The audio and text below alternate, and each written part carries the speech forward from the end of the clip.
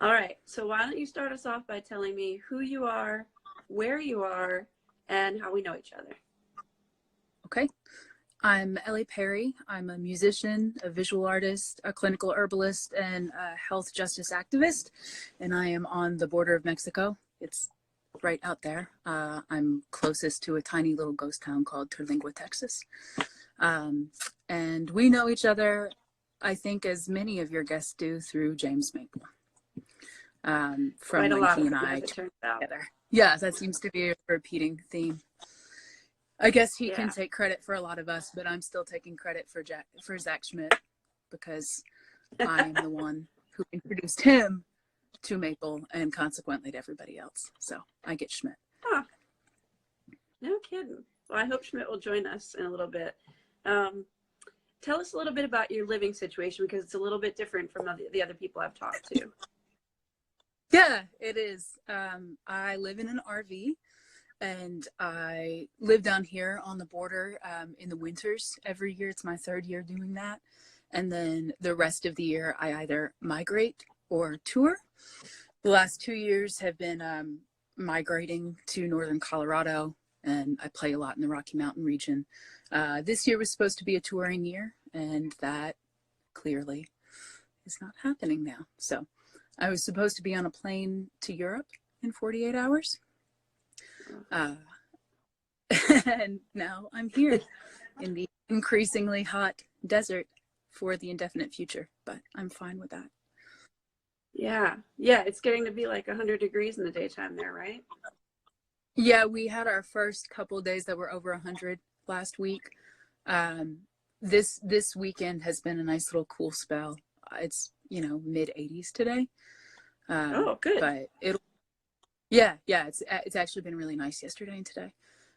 It's been a little cloudy. We had a little sprinkle of rain last night, but it'll be 115 definitely by May. So we'll see. It'll be interesting.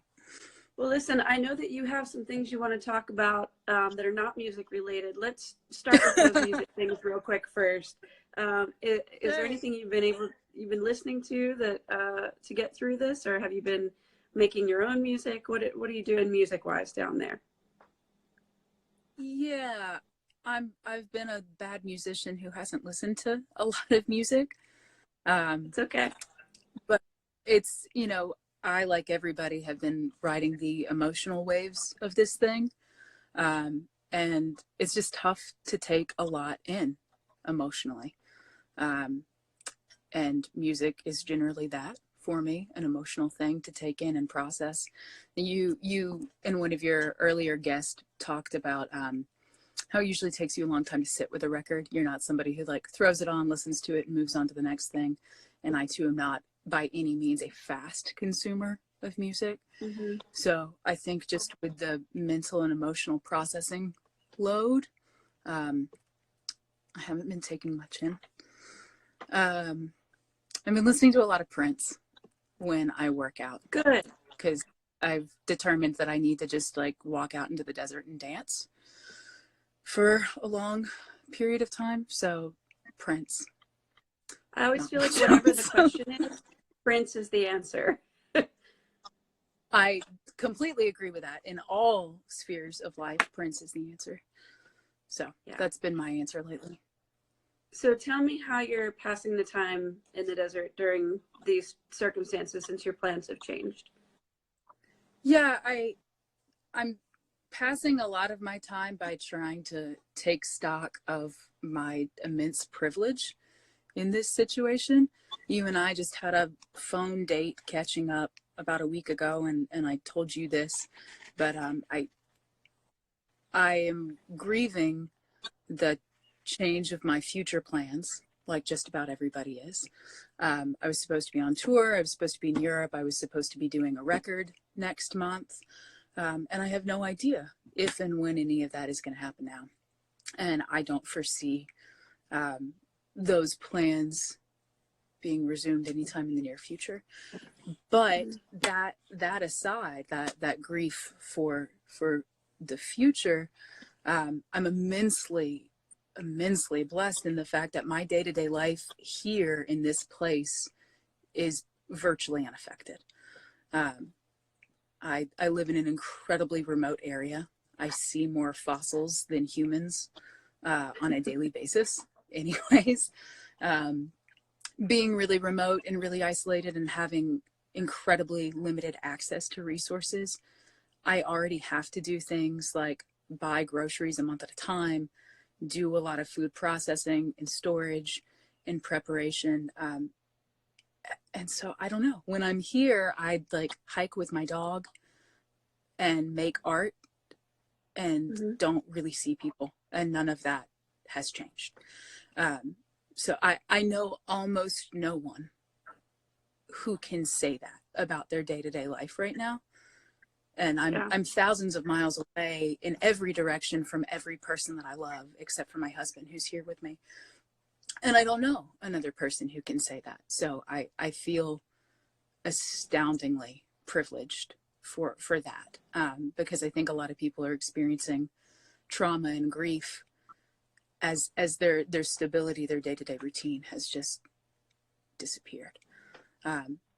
So the ways that I spend my time down here haven't changed. I still hike with my dog pretty much every day. I make a lot of art. You know, I'm a visual artist too, so I do a lot outside of just music.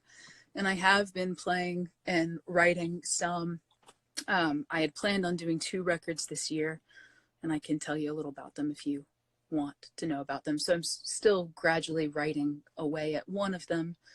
And then last week I had not planned on writing about this experience, but I had one of those moments where I had to pick up the guitar and open my mouth because I felt like something was there, and I did. And something was there, and so I ended up writing a pandemic song, which I sent to you. And that's the one that you shared with me, I think. It was lovely. Yeah. I've only sent it to like 5 people, and so I'm trying to figure out what to do with that. I did, you know, I've been really, I think, kind of negligent in not having a mobile recording rig in my mobile home. But traveling as much as I do, I still get to see my friends and collaborators a lot of the time. And so I've just kind of counted on being able to do work with the people that I want to do work with when I want to do it. And that's not the case right now. Right. But I did do a little just live video on my phone of me playing it last weekend. Our regional NPR affiliate has done a call for local musicians to submit tiny porch videos in lieu of tiny desks while people are at home, but they've specifically asked for covers, and this is not a cover. So I submitted it to them and asked anyways if they'd premiere it. I don't know if they're going to. I also don't know that I want to wait that long. Like, I kind of wanted to put it out last Saturday when I did it after writing it 10 hours earlier. So I may just throw that onto the internet in the next few days. I'm not sure. It's a wonderful song. Thank you. Yeah. Would you like to tell us a little bit about the album that was about to be? Yeah, I have not actually told anybody about it publicly, at least. I was about to make announcements about it and some tour dates right when this all kind of exploded. So I guess this is as good a time as any to talk about what was supposed to happen. I started playing music professionally as a singer-songwriter when I was 12. And as of my birthday in January, a couple months ago, that marks 20 years of having done this. And that felt really significant, particularly because I've spent the last few years stepping really far back from the touring pace that I kept for all of my 20s that you knew me to keep when we first met, you know, doing like 200 days a year. And I've stepped back from doing that sort of to like take stock of my creative energies and output, and to figure out how I want to make music more sustainably going forward for my own health and well-being. And sort of with that distance being put between me and the productive output, the professional output, I've been able to see that like really what I've accumulated over 20 years is a body of songs. And I've always been really self-deprecating about my work. You know, a couple of years ago, I pulled everything off the internet that I wrote prior to the age of 25. But, you know, a lot of artists who I love put out music and still stand behind it that they wrote when they were like literal kids. So Yeah. I've going back through and getting in touch with old collaborators and trying to track down sessions that I've been really negligent about keeping. That's the second time I've said that word, which should tell you something about how I treat my body of work. But trying to track down these old sessions and sort of inventory them and cull through them and see what recordings hold up. So it was going to be kind of two things at once. In part, it was going to be this compilation of old recordings that are not available anywhere, that have never been and will never again be. Starting with like the first song I put on the radio when I was 12, and a lot of demos, several full-length unreleased records, songs from those. And then simultaneously I started going through, you know, the dozens and dozens of songs that I wrote as a younger woman or as a kid and never recorded at all to begin with, and kind of rediscovering them and teaching myself how to play them again and seeing what stands up emotionally. And I was really shocked by how much by how much remained resonant for me. And so the plan was to go back to Georgia, where I'm from originally, and get together with my old band. You know, the first band that I played was Seriously as a young woman. It was a trio. My drummer, Torrin Dennett, he's still based in Atlanta, and my longtime cellist and production collaborator, Brian Gibson, who's phenomenal. If you've heard any of my records, you've likely heard Brian, and he spent the last 4 years of Chris Cornell's life touring as a duo with him. So he's still, you know, pretty recently off the road. And we were gonna all get together and record these songs that that pretty much no one has ever heard. Maybe they heard them in a green room in Atlanta when I was like 18, and I never did anything with them. So I really, one of my friends asked me if it was a retrospective, and that made my stomach churn. I don't know. I think like Elton John puts out retrospectives, not me.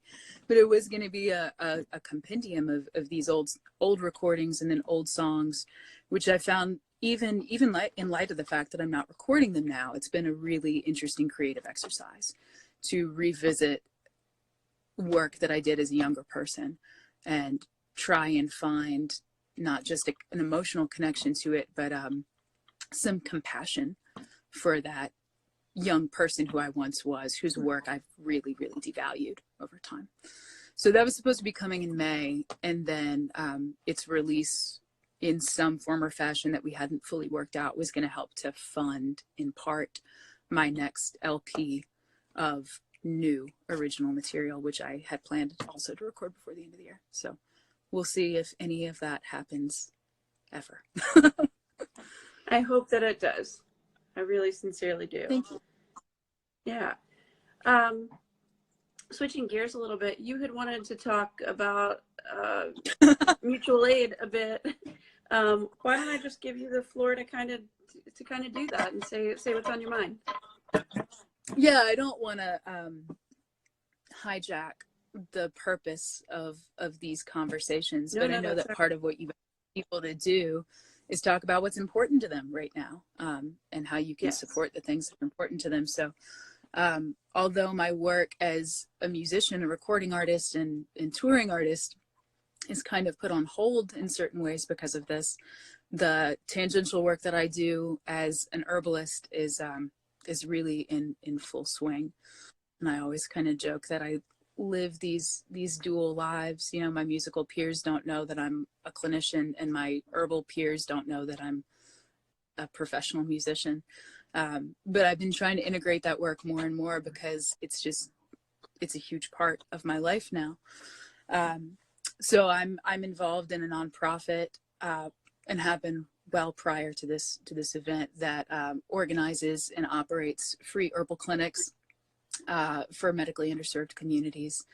And as you can imagine, we've been doing more and more of that sort of work than ever. And I, for people who aren't familiar with herbal medicine or who don't utilize it or may not understand the value of it right now, almost everyone in the world right now is without immediate access to healthcare, be it for acute conditions, mental and emotional health, which is, I think people are seeing really needs to be prioritized when something like this is happening. And a lot of people who have ongoing chronic conditions and they just can't get access right now because our medical systems are inundated. So herbalists are really stepping up a lot to do that kind of work and try and help people get the care that they need. And mutual aid groups and communities are trying to help facilitate that. So I'm coordinating with a lot of different people. I've been doing free consultations for people over the phone and video, trying to help them with whatever is going on. I've also been doing consulting work with people who are planting gardens for the first time because they're recognizing that they may need some autonomy in their food systems, and maybe they don't know how to start. People, like we said earlier, who aren't used to processing and storing, packaging food, trying to help them figure out how to do that, teaching folks how to make yogurt on their own, stuff like that. But yeah, I've been doing a lot of that work, and that's really a lot of how I have passed my time too, apart from the fact that, like I said, my day-to-day routine really hasn't been interrupted very much. I do have this, like everybody, sort of an excess of emotional energy and anxious energy that I have to channel into something. And so I've been channeling it into that work. I'm going to the post office tomorrow. I'm putting a package of herbs in the mail to you, by the way. Hey, thank you. Yeah. So I'm doing stuff like that. And I'm really grateful for people like you who are holding space for creative professionals who have been impacted by this. And I know that pretty much everybody is hard up for cash and money right now. At least anybody who's watching this would be. And I'm grateful to the people who want to watch and want to figure out how they can support musicians. But if anybody wants to support me in particular in the work that I would do, I would ask them to consider looking out into their own communities and figuring out how they can get involved in mutual aid or support the people who are doing that work, because people are suffering in vast and incomprehensible ways right now. And I don't think that we can count on systems in place to pick up the slack and take care of us. There's reaction happening instead of proactivity. That sort of wasn't the thing that went down. And so I want to be a part of connecting other folks together who can help those around them. And like I said, people like me who are in a position of such privilege where my day-to-day life has not been affected, I really want to show up for those who have been affected very deeply. I think that's wonderful. I don't think it's so said true nearly as articulately as I want it. What's that? I think it comes through loud and clear. Okay. It was sort of a rambling. Sorry about that. That's okay. No, it's perfect. Can you tell us where we can find, if someone wants to look into your music, where would they find that? Absolutely. elliperry.com, ELLI, even people who see it written out as they will on this screen right now, subconsciously put an extra E on the end of Elli. It's not there. You won't find me if you put that there. So elliperry.com, that has videos and streaming and an empty tour schedule in light of all of this.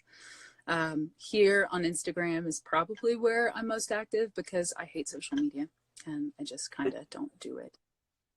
I also recently started a second Instagram account for my visual art because I found that people here on this main account that I use were really disinterested in engaging with anything other than like photos of me looking good with a guitar. And I was tired of being frustrated by that. So I just created a second account, and that's kind of where I spit out all the other artwork that I do in different mediums. I do film photography. I'm a painter. I draw. I'm an obsessive knitter, a lot of stuff like that. And that's where I talk about some herbal work too. So that's still a new account, but that's there. I think it's art_EP as in Elli Perry .art_. I don't know. It's in your friends list. People can look at that if I spelled it wrong. I'm still not sure. Good. So there's that. Yeah, and then my website's probably the best way. I'm still humoring the idea of doing some sort of live stream, but again, as you talked about in one of your earlier interviews today, I think that I haven't been reading the comments, but I just saw something that said you're too legit to knit. That was pretty funny. I like that. Thank you. No one is too legit to knit. Anxious people need to knit. But yeah, I wonder if people are already inundated with the live stream thing, if they're going to be. And I haven't watched a lot of them, but the ones that I have, like the few that I have, I think really stand out. Like my friend Allison Alonso, who's based in San Antonio, just started doing one on Friday, and I think she's going to keep doing them every Friday night, where she just like gets on there with her little like turquoise colored Casio and takes prompts from people and makes up songs in the moment. And like I tuned in right as she was going, "You forgot my favorite chips," and it's incredible. That's fun. And I think that that's unique. Yeah, it was really cool. And last night I didn't get to see it, but my former bandmate and partner turned really good friend, Ryan Tharp, he's in Fort Worth, and he did a live stream, I think for several hours, of himself and his band in their studio recording a new EP. And I thought that cool. was really cool too. Yeah, I'm excited to see what they did. But you know, I think things like that really stand out, and I know that a lot of artists have gotten very creative about it, and I'm just not sure if I would be bringing anything to the table that's particularly unique. So I've continued to hem and haw about doing one. But I have had people ask about it, so I may do that. It's possible. In the meantime, if people want any other more direct access to my music than what they can find on the internet, I've got tons of records and vinyls and CDs and cassette tapes and shirts and all sorts of stuff that I can mail if they want that. That's all on the website. I'm doing artwork commissions. Oh, you have it. Hi. Yep, there's the vinyl. There she is.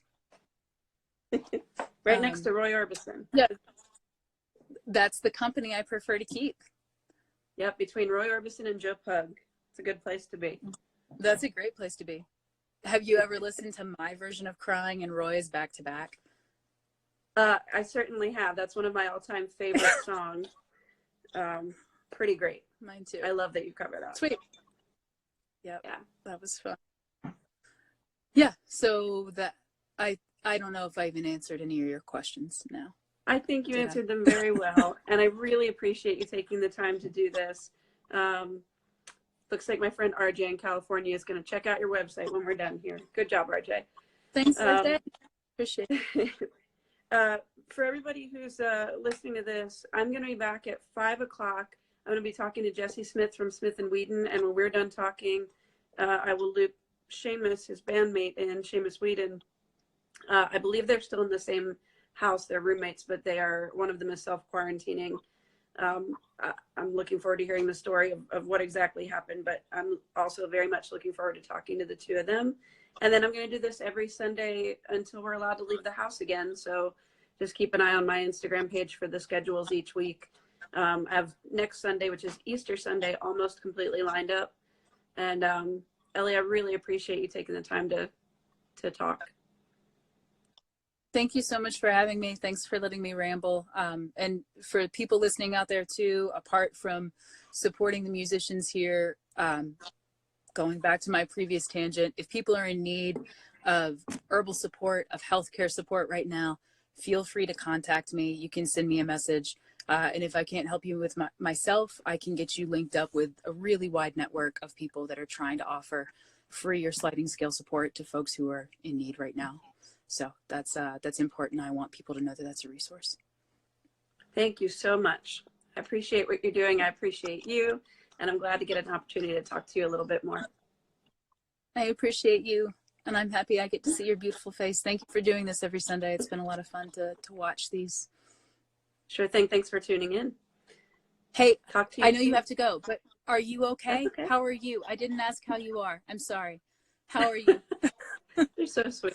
I'm Real fine. quick. Sundays are good days because I'm doing this, and this is what's helping me to pass the time. Number one, I always know what day it is on Sunday, and number two, Right. getting to catch up with everybody and kind of share and amplify their stories and their what's important to them, and that's what I do. So I feel most comfortable on Sundays. Yeah. Well, you've always done that kind of work beautifully, and I'm not surprised that you've adapted to do it in this strange new climate. So thanks for what you do. Thanks for making a space for all of us. We really appreciate it. Thank you so much, Ellie. I'll talk to you soon. Love you. Right.